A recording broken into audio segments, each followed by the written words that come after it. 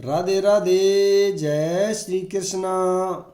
आज मैं श्रीमद् भगवत गीता का अध्याय नंबर 18 का सीरियल नंबर 5 को पढ़ रहा हूँ।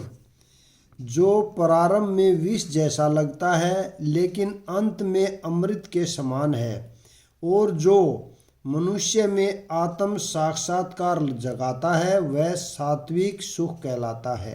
तात्पर्य: आत्म साक्षात्कार के साधन में मन तथा इंद्रियों को वश में करने तथा मन को आत्म केंद्रित करने के लिए नाना प्रकार के विधि विधानों का पालन करना पड़ता है। ये सारी विधियां बहुत कठिन और विष के समान अत्यंत कड़वी लगने वाली हैं, लेकिन यदि कोई इन नियमों के पालन में सफल हो जाता है और दिव्य पद को प्राप्त हो जाता है तो वह वास्तविक अमृत का पान करने लगता है और जीवन का सुख प्राप्त करता है।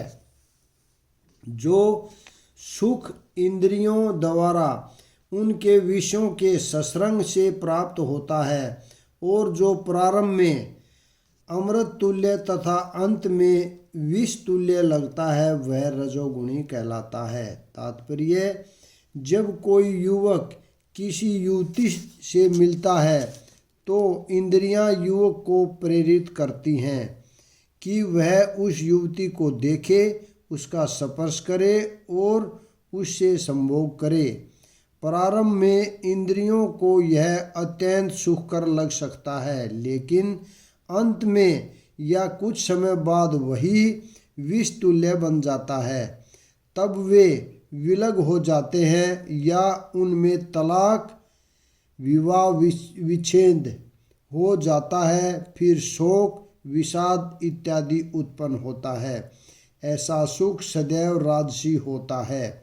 जो सुख इंद्रियों और विषयों के संयोग से प्राप्त होता है वह सदैव दुख का कारण बनता है। अतएव इससे सभी तरह से बचना चाहिए।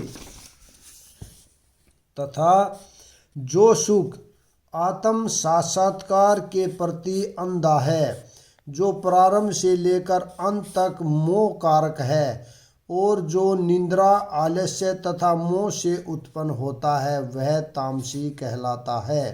तात्पर्य: जो व्यक्ति आलस्य तथा निद्रा में ही सुखी रहता है वह निश्चय ही तमोगुणी है। जिस व्यक्ति को इसका कोई अनुमान नहीं है कि किस प्रकार कर्म किया जाए और किस प्रकार नहीं, वह भी तमोगुणी है। तमोगुणी व्यक्ति के लिए सारी वस्तुएं भ्रम हैं। उसे न तो प्रारंभ में सुख मिलता है न अंत में। रजोगुणी व्यक्ति के लिए प्रारंभ में कुछ क्षणिक सुख और अंत में दुख हो सकता है, लेकिन जो तमोगुणी है उसे प्रारंभ में तथा अंत में दुख ही दुख मिलता है। इस लोक में, स्वर्ग लोकों में या देवताओं के मध्य में कोई भी ऐसा व्यक्ति विद्यमान नहीं है जो प्रकृति के 3 गुणों से मुक्त हो। तात्पर्य: भगवान इस श्लोक में समग्र ब्रह्मांड में प्रकृति के 3 गुणों के प्रभाव का संक्षिप्त विवरण दे रहे हैं। हे परंतप, ब्राह्मणों, क्षत्रियों, वैश्यों तथा शूद्रों में प्रकृति के गुणों के अनुसार उनके स्वभाव द्वारा उत्पन्न गुणों के द्वारा भेद किया जाता है।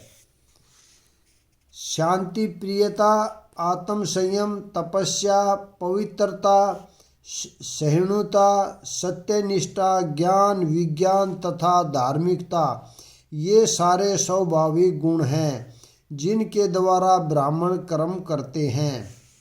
वीरता, शक्ति, संकल्प, दक्षता, युद्ध में धैर्य, उदारता तथा नेतृत्व, ये क्षत्रियों के स्वाभाविक गुण हैं।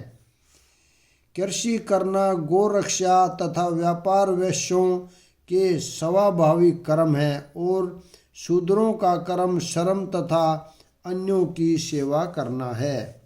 अपने अपने कर्म के गुणों का पालन करते हुए प्रत्येक व्यक्ति सिद्ध हो सकता है।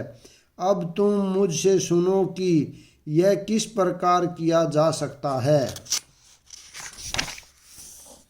जो सभी प्राणियों का उद्गम है और सर्वव्यापी है, उस भगवान की उपासना करके मनुष्य अपना कर्म करते हुए पूर्णता प्राप्त कर सकता है। जैसा कि 15वें अध्याय में बताया जा चुका है, सारे जीव परमेश्वर के भिन्नांश हैं।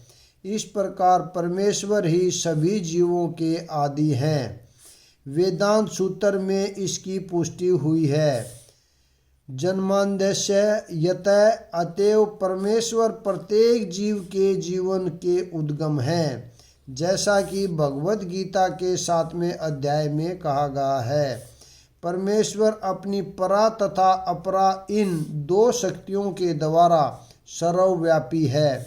अतएव मनुष्य को चाहिए कि उनकी शक्तियाँ सहित भगवान की पूजा करे। सामान्यतः वैष्णवजन परमेश्वर की पूजा उनकी अंतरंगा शक्ति समेत करते हैं। उनकी बहिरंगा शक्ति उनकी अंतरंगा शक्ति का विकृत प्रतिबिंब है। बहिरंगा शक्ति पृष्ठभूमि है, लेकिन परमेश्वर परमात्मा रूप में पूर्णांश का विस्तार करके सर्वत्र स्थित है। वे सर्वत्र समस्त देवताओं, मनुष्यों और पशुओं के परमात्मा हैं। अतएव मनुष्य को यह जानना चाहिए कि परमेश्वर का भिन्नांश होने के कारण उसका कर्तव्य है कि वह भगवान की सेवा करे। प्रत्येक व्यक्ति को कृष्ण भावनामृत में भगवान की भक्ति करनी चाहिए। इस श्लोक में इसी की संस्तुति की गई है। प्रत्येक व्यक्ति को सोचना चाहिए कि इंद्रियों के स्वामी ऋषिकेश द्वारा वह विशेष कर्म में प्रवृत्त किया गया है। अतएव जो जिस कर्म में लगा है, उसी के फल के द्वारा भगवान श्री कृष्ण को पूजना चाहिए।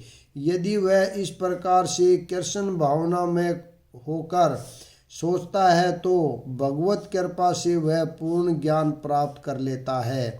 यही जीवन की सिद्धि है। भगवान ने भगवत गीता में कहा है, परमेश्वर स्वयं ऐसे भक्त का उद्धार करते हैं। यही जीवन की सर्वोच्च सिद्धि है। कोई चाहे जिस वृत्तिपरक में कार्य में लगा हो, यदि वह परमेश्वर की सेवा करता है तो उसे सर्वोच्च सिद्धि प्राप्त होती है। अपने वृत्तिपरक कार्य को करना, चाहे वह कितना ही त्रुटिपूर्ण ढंग से क्यों न किया जाए, अन्य किसी के कार्य को स्वीकार करने और अच्छी प्रकार करने की उपेक्षा अधिक श्रेष्ठ है। अपने स्वभाव के अनुसार निर्दिष्ट कर्म कभी भी पाप से प्रभावित नहीं होते। तात्पर्य, भगवत गीता में मनुष्य के वृत्तिपरक कार्य का निर्देश है, जैसा कि पूर्ववर्ती श्लोकों में वर्णन हुआ है। ब्राह्मण, क्षत्रिय, वैश्य तथा शूद्र के कर्तव्य उनके विशेष प्राकृतिक गुणों के द्वारा निर्दिष्ट होते हैं। किसी को दूसरे के कार्य का अनुकरण नहीं करना चाहिए। जो व्यक्ति स्वभाव से शूद्र के द्वारा किए जाने वाले कर्म के प्रति आकृष्ट हों, उसे अपने आप को झूठे ही ब्राह्मण नहीं कहना चाहिए, भले वह ब्राह्मण कुल में क्यों न उत्पन्न हुआ हो। इस तरह प्रत्येक व्यक्ति को चाहिए कि अपने स्वभाव के अनुसार कार्य करे। कोई भी कर्म निष्कृष्ट नहीं है यदि वह परमेश्वर की सेवा के लिए किया जाए। ब्राह्मण का वृत्तिपरक कार्य निश्चित रूप से सात्विक है, लेकिन यदि कोई मनुष्य स्वभाव से सात्विक नहीं है तो उसे ब्राह्मण के वृत्तिपरक कार्य का अनुकरण नहीं करना चाहिए। क्षत्रिय या प्रशासक के लिए अनेक गृहीत बातें हैं।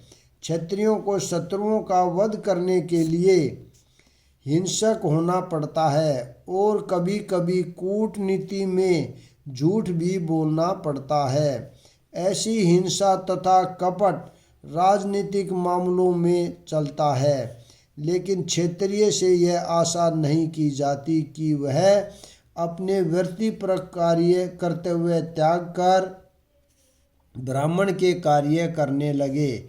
यहाँ पर मैं विराम देता हूँ। अगला भाग कल पढ़ेंगे। राधे राधे। जय श्री कृष्ण।